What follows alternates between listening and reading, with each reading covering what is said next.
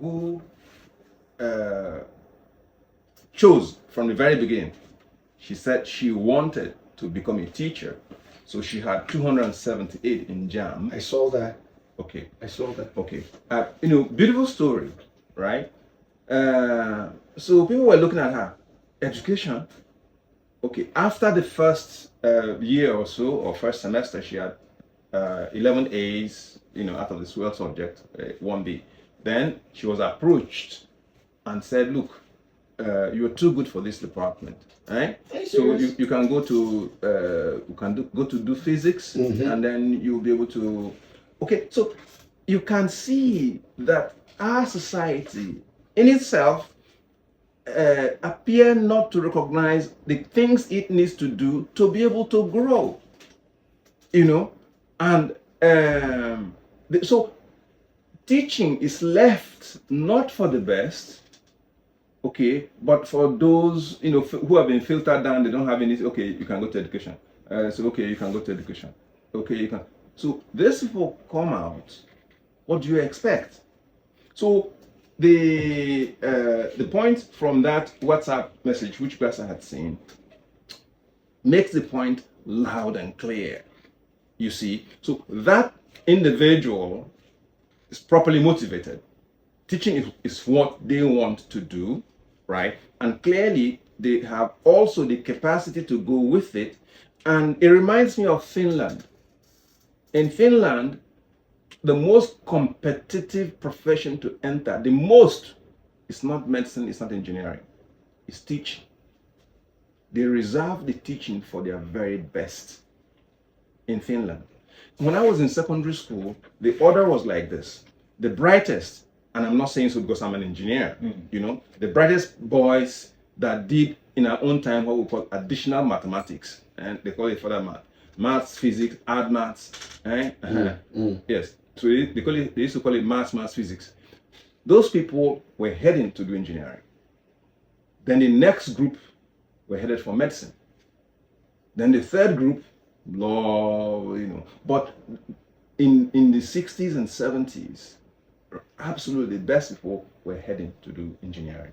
And then, so if we have to fix this issue with education, then we need to shift education from where it is now and place it at the very top of priority for all of us. The top. We have to look for a way to motivate our best students to become teachers. Again, for me in the university, all right, it is very clear. In Niger Delta University, where I've been for the last 20 years, all right, that's what we did. That is what we did. As they were coming out, we look at the top people, and then we recommend them. And today, I'm proud to say these young people with whom I have had very close interaction are the ones now running the department. So we need to let's move away from this conversation. Let's begin to act. But again, who's going to act for us? Who is going to be our leaders, right? Goodness. But then the question comes now, what role should parents, communities, we all talk about leaders, governments and all of that, but let's come down to the very basics. Before we go, we just have about 2 minutes to spend here. What role should parents, communities, traditional institutions play in supporting public schools and ensuring that we have a very good educational system? In Bayelsa, I will tell you that they have a role, but I will say in conjunction with government. Okay.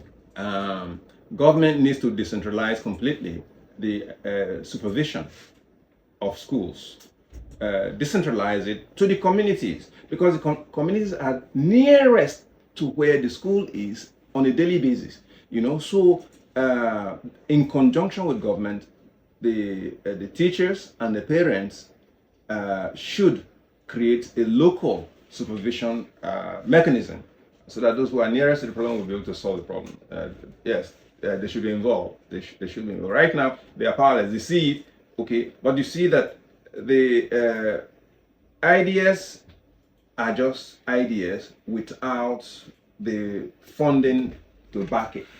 With funding and implementation, right? Funding and implementation. Okay. Yes. Okay. Okay, so that's it. That's it for today. It's been interesting. That was pretty cool. Very quick, right? But we've not concluded this conversation. We will create an opportunity again to continue the conversation because I think some weeks ago, last week we talked about theoretical education. Yeah. And we had another lecturer as well Yes. who came in here to enlighten us. Today we have you. Hopefully we'll still bring you to expand on this conversation because it's very important. By the time we keep talking about this, I believe the leaders will respond. Yeah. Definitely. That's the beauty. That's the idea. That's That's the idea. That's the idea. We Golden FM 97.5.